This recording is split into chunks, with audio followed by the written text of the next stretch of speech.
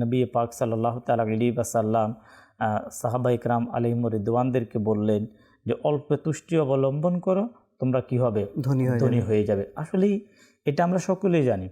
যার ব্যবসা ছোট, যার চাকরি ছোট, যার চিন্তা ভাবনা ছোট, সে কিন্তু তার জীবনযাত্রা কিন্তু একটু ছোট হয়ে থাকে।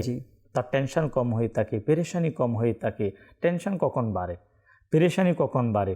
আপনি যারা বড় ব্যবসায়ী, আপনারা তাদেরকে জিজ্ঞাসা করেন। আমি দর্শক শ্রোতাকে বলবো, আমাদের মাঝে কিছু লোক আছে প্র্যাকটিক্যাল, আমরা তাদেরকে যদি আমরা জিজ্ঞাসা করি, বড় বড় ব্যবসায়ীরা বলবে যে যখন আমার ব্যবসা ছোট ছিল আমার এত টেনশন ছিল না।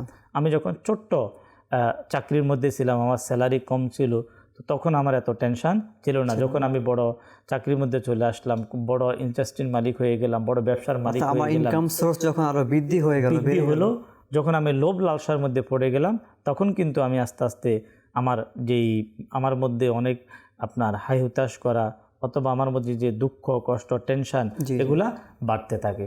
কিন্তু স্বাভাবিকভাবে যারা আমাদের সমাজের মধ্যে অল্পে যারা সন্তুষ্ট, অল্পের মধ্যে যারা খুশি, দেখবেন তাদের জীবনযাত্রা কিন্তু খুবই সুন্দর এবং জীবনযাত্রা খুবই ভালো।